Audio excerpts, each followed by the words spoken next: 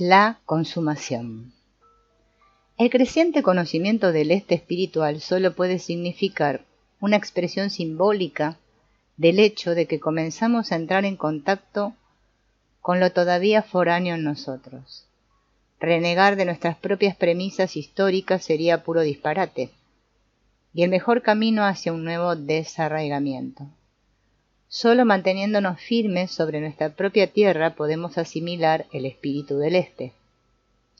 Gu De dice: la gente del mundo perdió las raíces y se agarró a las copas, para caracterizar a los que no saben dónde están los verdaderos orígenes de las fuerzas secretas.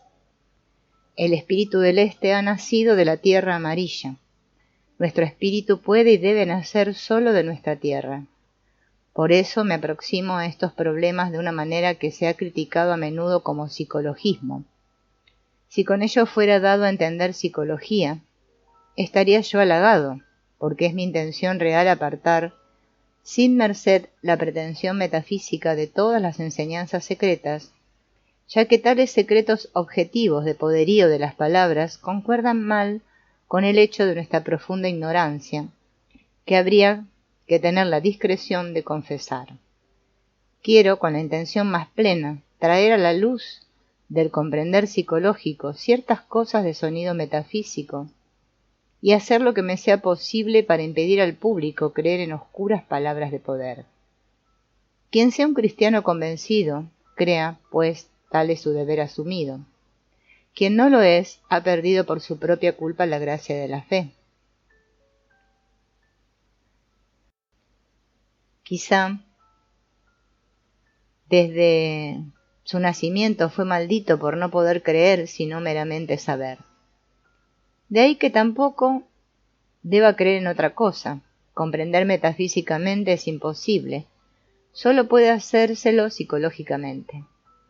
En consecuencia, desnudo a las cosas de sus aspectos metafísicos para hacerlos objetos de la psicología. Así puedo al menos extraer de ellas algo comprensible y apropiármelo. Y además aprendo de tal modo condiciones y procesos psicológicos que antes estaban velados en símbolos y sustraídos a mi inteligencia. Así alcanzo también la posibilidad de recorrer un camino similar y hacer una similar experiencia, y si hubiera todavía al final tras de ello algo metafísico y representable, tendría la mejor ocasión de manifestarlo. Mi admiración de los grandes filósofos orientales es tan indudable como irreverente mi posición hacia su metafísica. En efecto, sospecho que son psicólogos simbólicos, a los que no se le podría hacer mayor injusticia que tomarlos literalmente. Si en verdad fuera metafísica lo que ellos dan a entender, querer comprenderlo sería inútil.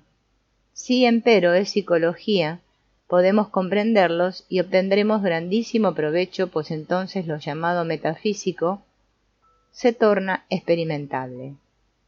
Si acepto que un Dios sea absoluto, más allá de toda experiencia humana, ese Dios me deja frío. No obro sobre él y tampoco él sobre mí. Si en cambio sé que un Dios es una poderosa actividad de mi alma, debo entonces ocuparme de él, pues puede hacerse hasta desgraciadamente importante incluso en la práctica, cosa que suena enormemente trivial, como todo lo que aparece en la esfera de la realidad. La injuriosa palabra psicologismo toca solo a los tontos que opinan que tienen su alma en el bolsillo. En verdad hay de esos, más que suficientes, puesto que la desvalorización de las cosas místicas es un prejuicio típicamente occidental, pese a todas las grandes frases que se suelen hacer sobre el alma. Cuando uso el concepto complejo anímico autónomo, está ya también entre mi público puesto el perjuicio. Nada más que un complejo anímico. ¿De dónde se saca tan seguro de que el alma sea nada más que? Es como si no se supiera absolutamente nada, o se olvidara siempre de nuevo que todo lo que se nos hace consciente es imagen, e imagen es alma. La misma gente que opina que Dios es despreciado si se le comprende como lo movido y lo motor del alma, justamente como complejo autónomo. Puede ser visitada por invencibles afectos y estados neuróticos, donde fallan de manera deplorable sus voluntades y su entera sabiduría de la vida. ¿Ha testimoniado con ello acaso el alma su impotencia? Debe reprocharse también a Meiser Eckhart que psicologismo, cuando dice Dios debe nacer continuamente en el alma. De psicologismo, según mi opinión, se tiene el derecho de reprochar solo a un intelecto que niega la naturaleza genuina del complejo autónomo y lo quiere explicar racionalmente como consecuencia de hechos conocidos, esto es, como impropio. Este juicio es exactamente tan arrogante como la afirmación metafísica que, por encima y lejos de los límites del hombre, intenta confiar a una deidad no experimentable la producción de nuestros estados anímicos. El psicologismo es simplemente la contraparte de la actitud usurpadora de la metafísica, y exactamente tan infantil como la última. Me parece entonces que es esencialmente más razonable conceder al alma la misma validez que al mundo experimentable y admitir que la primera tiene tanta realidad como el último. Para mí, en efecto, el alma es un mundo en el que está contenido el yo. Quizás haya también peces que crean contener en sí al mar. Pero para considerar desde un punto de vista psicológico lo metafísico, debemos antes eliminar en nosotros esa generalizada ilusión. Una afirmación metafísica de esa índole es la idea del cuerpo diamantino, del cuerpo hálito imputrescible, que nace en la flor de oro o en el espacio de la pulgada cuadrada. Este cuerpo es el símbolo de un notable hecho psicológico que justamente porque es objetivo, aparece primero proyectado en formas proporcionadas por las experiencias de la vida biológica, esto es como fruto, embrión, niño, cuerpo viviente, etc. Se puede expresar este hecho de la manera más simple con las palabras: no vivo yo, me vive. La ilusión de superioridad de la conciencia cree yo vivo. Si esa ilusión se desplomara a causa del reconocimiento de lo inconsciente aparece como algo objetivo en el que está engastado el yo. ¿Acaso la actitud frente a lo inconsciente sea análoga al sentimiento del hombre primitivo, a quien un hijo garantiza la continuidad vital, un sentimiento muy peculiar que puede hasta adoptar formas grotescas, como en el caso del viejo negro que, indignado por su hijo indócil, exclamó: «Ahí está, con mi cuerpo, y ni me obedece». Se trata de una modificación del sentimiento interno, similar a la que experimenta un padre a quien le nace un hijo, una modificación que nos es también conocida a través de la confesión del apóstol Pablo: «Pues ahora no vivo, sino Cristo vive en mí». El símbolo Cristo es, como Hijo del Hombre, una análoga experiencia psíquica de una esencia espiritual superior, en figura humana, que nace invisiblemente en el individuo, un cuerpo neumático que nos servirá de alojamiento futuro al que se puede poner como un vestido, que os habéis puesto a Cristo. Naturalmente es siempre cosa dudosa expresar en lenguaje conceptual, intelectual, sentimientos sutiles que son, por cierto, infinitamente importantes para la vida y el bienestar del individuo. En cierto sentido es el sentimiento del ser sustituido, pero en verdad sin la adición del ser destituido. Es como si la conducción de los asuntos de la vida fuera pasada a un lugar central invisible. La metáfora de Nietzsche, libre en la absoluta necesidad más amorosa, no habría de estar totalmente fuera de lugar aquí. El lenguaje religioso es rico en expresiones plásticas que describen ese sentimiento de la libre dependencia, de la calma y de la devoción. En esta notable experiencia percibo un fenómeno resultante del desligamiento de la conciencia, en virtud del cual el yo vivo subjetivo pasa a un objetivo, me vive. Tal estado es experimentado como más elevado que el anterior, como si en realidad fuera una especie de liberarse de la compulsión e imposible responsabilidad que son la consecuencia inevitable de la participación mística. Este sentimiento de liberación, que colmó plenamente a Pablo, es la conciencia de la filiación divina, que redime del hechizo de la sangre. Es también un sentimiento de reconciliación con lo que acontece en general, por cuya razón la mirada del consumado en el Wi Min King retorna a la belleza de la naturaleza. En el símbolo paulino de Cristo se tocan la experiencia religiosa más alta de Occidente y Oriente. Cristo, el héroe cargado de dolores, y la flor de oro que se abre en la sala purpúrea de la ciudad de Jade, qué oposición, qué diferencia inimaginable, qué abismo histórico. Un problema apropiado para obra maestra de un psicólogo del futuro. Junto a los grandes problemas religiosos del presente hay uno pequeñísimo, el progreso del espíritu religioso. Si de ello se hablara, debería destacarse la diferencia que existe entre este y oeste en punto a la manera de tratar a la joya, es decir, el símbolo central. El occidente acentúa la encarnación y hasta la persona y la historicidad del Cristo. El oriente dice, en cambio, sin nacimiento, sin desaparición, sin pasado, sin futuro.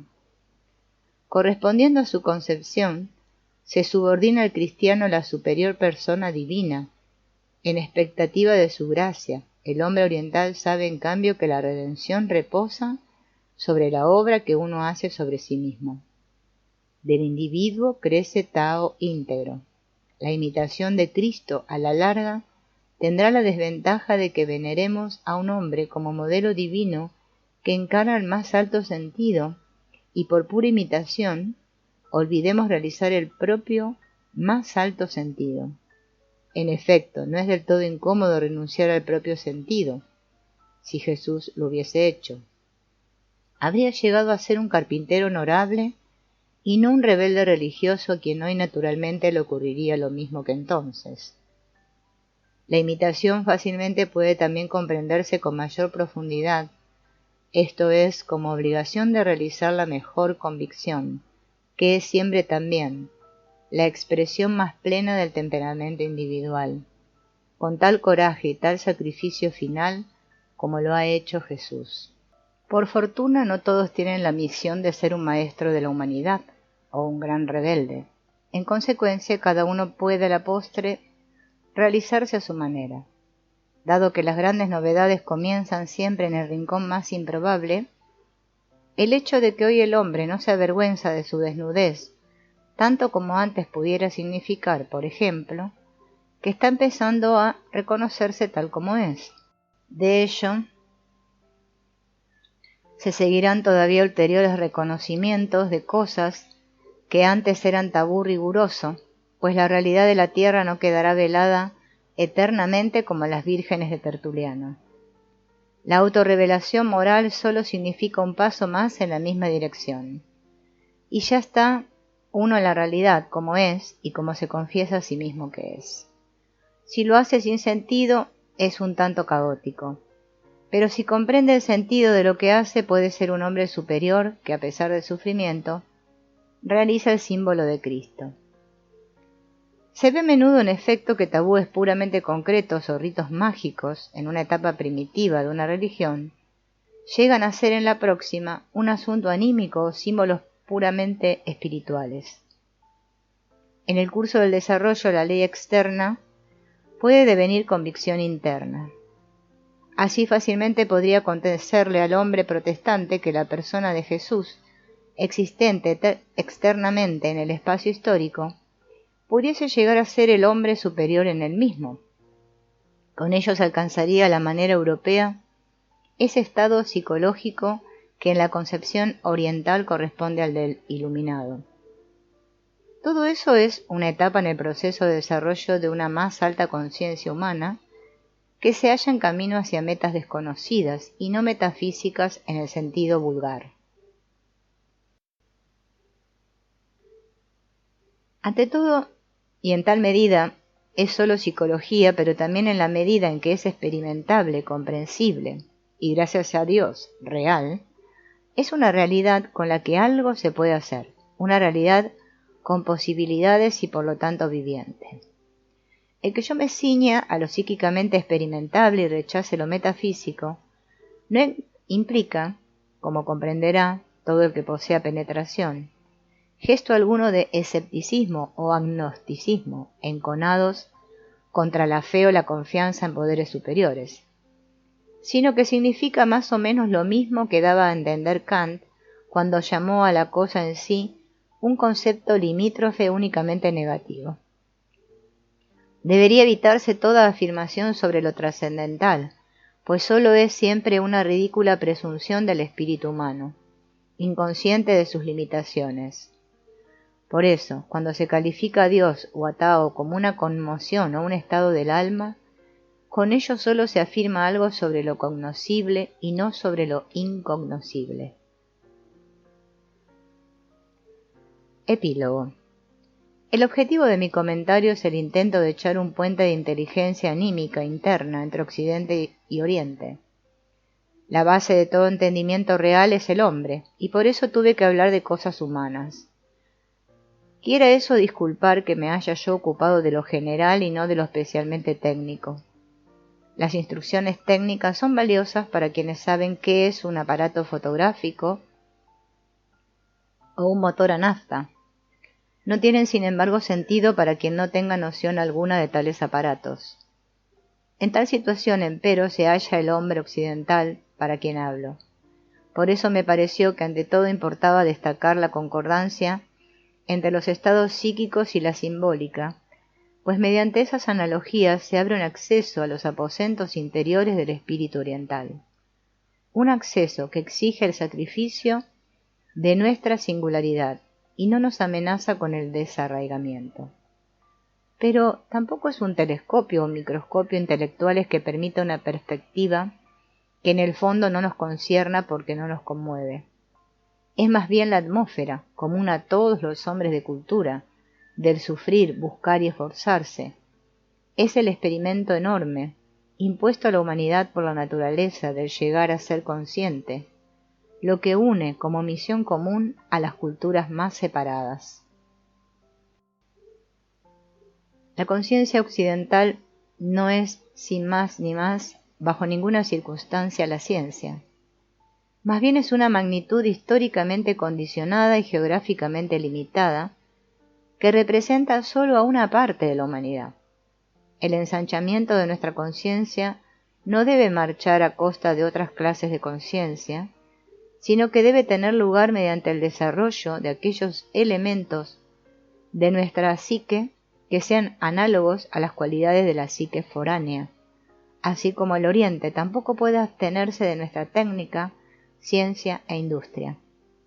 La invasión europea del Este fue un acto de violencia en gran estilo. Nos ha dejado la obligación de comprender el espíritu del Este.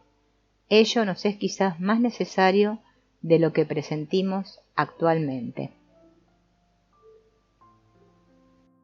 Texto y explicación por Richard Wilhelm. Origen y contenido del Tai Chi Hua Sun Chi. Procedencia del libro. El libro proviene de un círculo esotérico en China. Por largo tiempo fue transmitido oralmente, luego por manuscritos. La primera impresión data del período Qianlong, siglo XVIII. Por último, es impreso nuevamente en 1000 ejemplares en Pekín en el año 1920, juntamente con el Hui Ming Qing, y distribuido a un reducido círculo de hombres en quienes el editor suponía inteligencia para las cuestiones en él discutidas. La nueva impresión y la divulgación del libro tiene su base en un nuevo despertar de corrientes religiosas, en ocasiones de apremiantes circunstancias políticas y económicas en China. Se había formado una serie de sectas secretas cuyo esfuerzo era alcanzar, por el ejercicio práctico de las tradiciones secretas de antiguos tiempos, un estado anímico que condujese fuera de todas las miserias de la vida. son empleados como métodos magia escritural, plegaria, sacrificio, etc., junto a las sesiones mediúmnicas muy divulgadas en China, mediante las que se buscase llegar a una conexión directa con dioses y difuntos, y tentativas con la planchette, con el lápiz espíritu volante, como dice la expresión china. Pero al lado de eso avanza una dirección esotérica que se ha dedicado muy enérgicamente al método psicológico, a la meditación, o sea, a la práctica del yoga. Sus partidarios alcanzan también la vivencia central casi sin excepción, a diferencia de aquellos yogis europeos en quienes estos ejercicios orientales son solo deporte, de manera que puede decirse que se trata aquí, para el estado anímico chino, el cual, como muestra Carl Gustav Jung de manera muy correcta, era muy esencialmente distinto del europeo en algunos aspectos fundamentales, al menos hasta los últimos tiempos, de un método perfectamente asegurado para alcanzar determinadas vivencias anímicas, junto al desligamiento de las cadenas del ilusorio mundo externo. Hay todavía, entre las diversas sectas, otras varias metas que ésas buscan con esfuerzo. Las del superior nivel buscan, desligándose en base a la meditación, ya el nirvana budista, o por ejemplo, el presente escrito, preparar mediante la unión del principio espiritual en el hombre con fuerzas psicogenéticas correlativas, la posibilidad de seguir viviendo después de la muerte, no sólo como un ser de sombra, destinado a la disolución, sino como espíritu colectivo. También, y a menudo combinado con esto, hay direcciones que mediante la meditación tratan de influir psíquicamente sobre ciertos procesos vitales, animales, ejecutados. A la europea hablaríamos aquí de procesos del sistema glandular endocrino. Tal influencia produciría un fortalecimiento, rejuvenecimiento y normalización del proceso vital, y así también la muerte sería general de manera tal que se incluiría como cierre armónico del proceso vital. El cuerpo terrenal es abandonado por el principio espiritual, capacitado para seguir viviendo independientemente en el cuerpo espiritual engendrado a partir de su sistema de fuerzas, y dejado atrás como cáscara secándose, igual que la cáscara de la muda de una cigarra. En niveles más bajos de esas sectas se tiende de esta manera a alcanzar poderes mágicos, capacidad de conjurar malos espíritus y enfermedades, en lo que también tienen su parte talismanes y encantos orales y escritos. En ocasiones todo esto resulta en psicosis de masa, que se expresan en inquietudes religiosas o político-religiosas, como fue por ejemplo el movimiento Boxer. Recientemente, la inequívoca tendencia sincretista del taoísmo se manifiesta en el hecho de que en sus instituciones son acogidos miembros de las 5 religiones mundiales: confucianismo, taoísmo, budismo, islamismo, cristianismo, ocasionalmente también el judaísmo es mencionado en especial, sin que por ello tengan necesidad de segregarse de sus comunidades religiosas. Habiendo de esa manera esbozado brevemente los trasfondos de los que salen tales movimientos en nuestros días, queda aún por decir unas pocas palabras sobre las fuentes de las que provienen las enseñanzas del presente libro. Hacemos ahora al respecto muy notables descubrimientos. Estas enseñanzas son mucho más antiguas que su fijación por escrito. Si el Tai I Ching Hua Chun Chi se puede rastrear como impresión sobre planchas de madera hasta el siglo XVII, el compilador describe cómo ha encontrado un ejemplar de este período, no enteramente completo, en la Liu Di Chang, la vieja calle de los anticuarios y libreros en Pekín, al que completará luego a partir del libro de un amigo. La tradición oral se remonta a la religión del elixir de vida de oro, que nace en el período Tang durante el siglo VIII, Como fundador se nombra al conocido adepto taoísta Lu Chen, Lu Dunbing, a quien más tarde la tradición popular situó entre los 8 inmortales y alrededor del cual se ha coleccionado, con el correr del tiempo, una abundante corona de mitos. Esa comunidad tuvo, en el período Tang, una gran divulgación, pues todas las religiones indígenas y foráneas hallaban tolerancia y cuidado. Sufrió empero con el correr del tiempo, puesto que se tuvo a sus miembros bajo sospecha de intrigas políticas secretas. Desde el principio fue una religión secreta esotérica. Una y otra vez persecuciones por parte de un gobierno enemigo, por último de la manera más cruel por el gobierno manchú, poco antes de su propia caída. Muchos de sus miembros se han vuelto a la religión cristiana y todos, incluso los que no entraron directamente a la iglesia, tienen hacia ella sentimientos amistosos.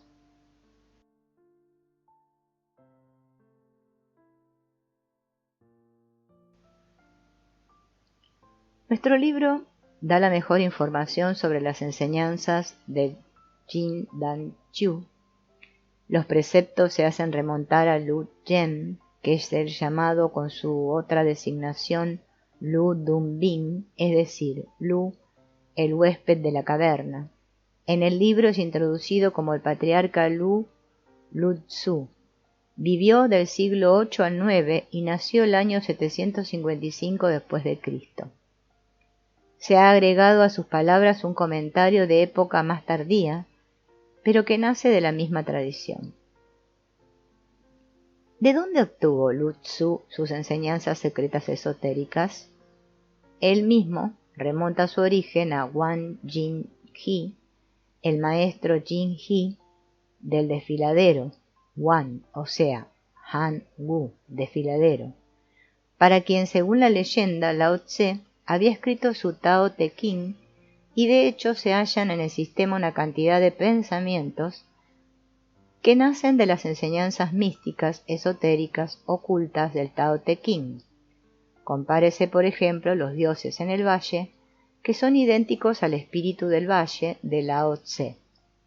Pero, mientras que el taoísmo, durante el período Han, degeneró más y más en una magia externa, ya que los magos de la corte de procedencia taoísta buscaban por métodos alquímicos la píldora de oro, la piedra filosofal, que engendrara oro de los metales comunes y otorgara a los hombres inmortalidad física, el movimiento de Lu Yen representó una reforma. Las designaciones alquímicas se tornaron símbolos de procesos psicológicos, lo cual significa un nuevo acercamiento a los pensamientos originales de Lao Tse. Pero Lao Tse era un hombre pensador, y su sucesor, Chuan Tzu, en ocasiones habíase burlado de todos los manejos de las prácticas yoga, de los curadores naturales, de los buscadores del elixir de vida, si bien él mismo había también practicado naturalmente meditación, que lo ayudó a obtener la visión de la unidad sobre la que reposa su posterior sistema desarrollado reflexivamente. En cambio encontramos en Lu Yen una cierta credulidad, una tendencia religiosa que, alentada por el budismo, lo convenció de la ilusión de todo lo externo, aunque de una manera que se diferencia claramente del budismo. Busca con todas sus fuerzas el polo fijo en la fuga de los fenómenos, donde el adepto puede participar de la vida eterna, pensamiento totalmente ajeno al budismo que niega todo yo sustancial. Sin embargo, no cabe subestimar el influjo del budismo Mahayana, que dominaba entonces poderoso en China.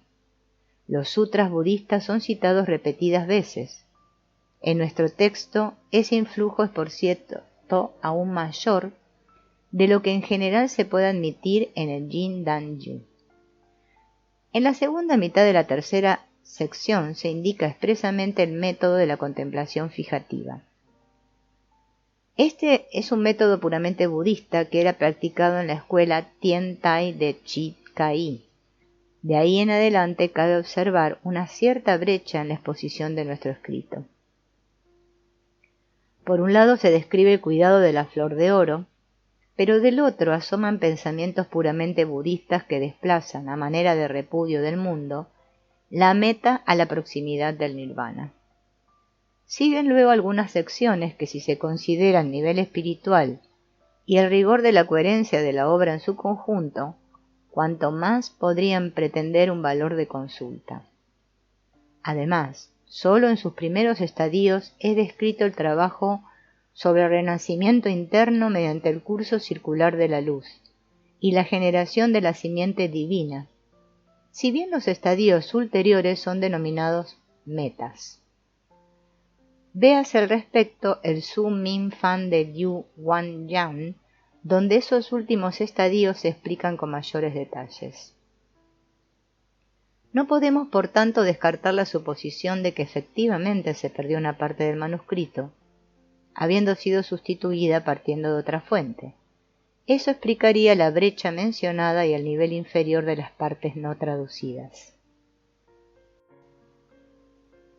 Pero en la lectura sin prevenciones, llama la atención que esas dos fuentes no alcancen a cubrir por entero los pensamientos involucrados. También es utilizado el confucianismo en su dirección fundada sobre el I Ching. Los 8 signos básicos del I Ching, Ba Gua, son introducidos en diversos pasajes como símbolos para ciertos procesos internos. Más adelante trataremos de explicar la influencia ejercida por esa aplicación de los símbolos. Por lo demás, el confucianismo tiene en común con el taoísmo una ancha base, de modo que tal unificación de pensamiento no perturbó en absoluto la coherencia de la exposición. Quizás sorprenda a muchos lectores europeos el que aparezcan en el texto locuciones que ya les son conocidas por las enseñanzas cristianas, mientras que por otro lado, justamente esas cosas del todo conocidas que en Europa, por lo general solo se toman como metáforas eclesiásticas, ganen una perspectiva enteramente distinta en razón de las correlaciones psicológicas en que están introducidas. Encontramos ideas y conceptos como los siguientes, para tomar solo unos cuantos en especial sorprendentes. La luz es la vida de los hombres. El ojo es la luz del cuerpo. El renacimiento espiritual del hombre a partir de agua y fuego al que debe añadirse la tierra, pensamiento, espíritu, como seno materno o campo cultivado. Compárese a tal fin las palabras de Juan: os bautizo con agua, tras de mí vendrá uno que os bautizará con el Espíritu Santo y fuego. O, a menos que el hombre naciere del agua y del Espíritu, no puede entrar en el reino de Dios. ¿Cuán plástico se hace en nuestro texto el pensamiento del agua como sustancia simiente? Y cuán clara la diferencia entre la actividad que fluye hacia afuera, que se agota en el engendrar, lo que nace de la carne es carne, y el movimiento retrógrado, metanoia. También el baño desempeña una parte de este renacimiento, al igual que en el bautismo de Juan y en el cristianismo, pero inclusive las bodas místicas, que tienen un papel tan grande en las parábolas cristianas, aparecen varias veces. También se menciona al niño, puer eternus, el Cristo que debe nacer en nosotros y que por otra parte es el prometido del alma, en nuestro propio interior, así como a la novia. Y lo que tal vez sea más sorprendente aún, un rasgo en apariencia tan secundario como se debe tener aceite en las lámparas para que ardan lúcidamente, adquiere a través de nuestro texto una significación psicológica nueva y poderosa. Mencionemos asimismo que la expresión flor de oro contiene también en un sentido esotérico la expresión luz. En efecto, si se escriben los signos uno abajo del otro de manera que se toquen, la parte inferior del superior y la parte superior del inferior forman el signo luz, Wan. Evidentemente ese signo secreto fue inventado durante un período de persecución, lo que pudo también haber motivado que la divulgación ulterior de la enseñanza sólo se cumpliera bajo el velo del secreto más profundo, para evitar en lo posible todo peligro. Y esa fue sin duda la razón de que las enseñanzas quedaran siempre limitadas a círculos secretos. Todavía hoy sus adherentes son más de los que podría creerse desde fuera. Si nos preguntamos ahora, ¿hacia dónde apunta esta religión de luz? Podemos en primer lugar pensar en Persia, pues en el período Tang existían templos persas en muchos lugares de China. Pero si bien algunos rasgos se corresponden con la religión de Zaratustra, y particularmente con la mística persa, hay por otra parte divergencias muy notables. Otra opinión a considerar es la de un directo influjo cristiano. Durante el período Tang alcanzó gran prestigio el nestorianismo, que era la religión de los uigures, aliados del emperador, como lo demuestra con su inscripción china y siria, el conocido monumento nestoriano en Xianfu, que fue erigido en el año 781. Por tanto, son muy posibles las relaciones entre los nestorianos y el Shi Dan Qiu. T.H. Richard fue tan lejos como para ver en el Shi Dan Qiu simplemente los restos de los antiguos nestorianos. Lo determinaron a ellos ciertas concordancias en el ritual y ciertas tradiciones con los miembros del Jin Dan Qiu. Recientemente, Sae Qi ha retomado de nuevo esta teoría y establecido una serie de ulteriores paralelos, unido por la liturgia nestoriana hallada en Yu Wan por Peliot. Va aún tan lejos como para identificar a Lu Yen, el fundador del Jin Dan Qiu, con Adam, el cronista del texto de la placa conmemorativa nestoriana, que firma con el nombre chino Lu Yun Yen. De acuerdo con eso, Lu Yen, el fundador del Jin Dan Qiu, habría sido un cristiano de confesión nestorianal. Sae Qi llega, en su afán de identificación, demasiado lejos. Sus pruebas son casi todas convincentes, pero falta siempre el punto crucial que redondearía la demostración. Muchas pruebas, a medias, no hacen una completa, pero deberemos estar de acuerdo con él en que ha tenido lugar en el Jin Dan Qiu un aflujo muy intenso de pensamientos nestorianos, que se afirma también en el presente escrito. Estos pensamientos tienen en parte un raro aspecto en el ropaje foráneo y en parte reciben una especie notable de nueva vitalidad. Aquí alcanzamos uno de los puntos que una y otra vez prueban que Oriente y Occidente no deben permanecer separados.